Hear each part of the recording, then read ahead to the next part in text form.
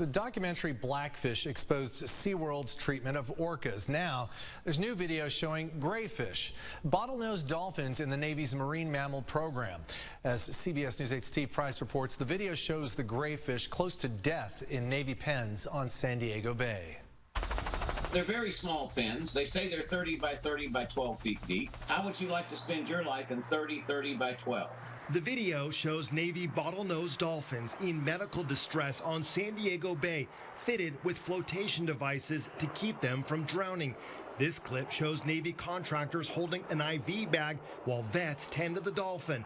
Here, a staff member uses a bag and tube to force feed an animal. This dolphin sits in a pen for days, harnessed into a flotation device.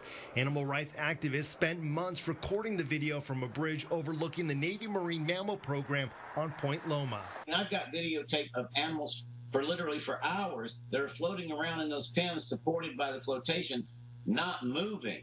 That's not living. That's dying. Russ Rector is a former dolphin trainer. He spoke to us from Florida about the video shot in San Diego. My camera person there, when she's out there, people walk by and ask her, "What are you doing?" "Oh, there's dolphins down there?" Most people don't even know they're there. The grayfish have been there for decades. 85 bottlenose dolphins, some born in captivity at the Point Loma Spaywar facility or at SeaWorld under a breeding agreement with the Navy. Dozens more were captured from the wild and brought to San Diego Bay, far away from their native waters in the Atlantic. These animals are suffering. When dolphins sit in pens and shiver and don't move, and they're beating targets in front of it trying to get it to swim, they're just punishing that animal. The Navy Marine Mammal Program costs taxpayers more than $29 million per year.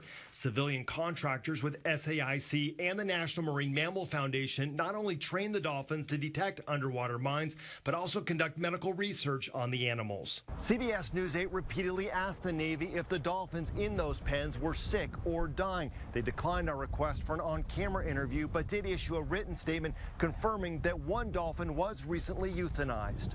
The statement said a 46-year-old dolphin named Mackay was peacefully and humanely put to rest after receiving critical care for ailments associated with old age. He was a beloved and accomplished member of the Navy Marine Mammal Program team and an American hero who lived to be more than twice the average age of dolphins in the wild, the statement said. No one knows the status of these animals. It's very rare to even get a report that one has died. David Phillips is the director of the International Marine Mammal Project in Berkeley. His group is calling on the Navy to retire its dolphins. I find it really shocking and disturbing that they would try to characterize these dolphins as American heroes. The dolphins are not participating voluntarily, and they're not necessary in any security setting now. The Navy says its Marine Mammal Program employs the best veterinarians, and it's accredited by a nonprofit that inspects animal laboratories. But none of those inspection records are public, and Spaywar refuses to release necropsy reports on its dead grayfish. These are animals that are far-ranging and deep-diving, and they're being kept in such small pens. My view is that there's absolutely not a single dolphin in the Navy complex that wouldn't do far better in a seaside sanctuary retirement area. Steve Price, CBS News 8. The Navy also has 55 sea lions in its marine mammal program. Most of the animals are kept in San Diego Bay, but some are in Georgia and Washington State. We've posted bonus interviews as well as additional information and records at cbs8.com.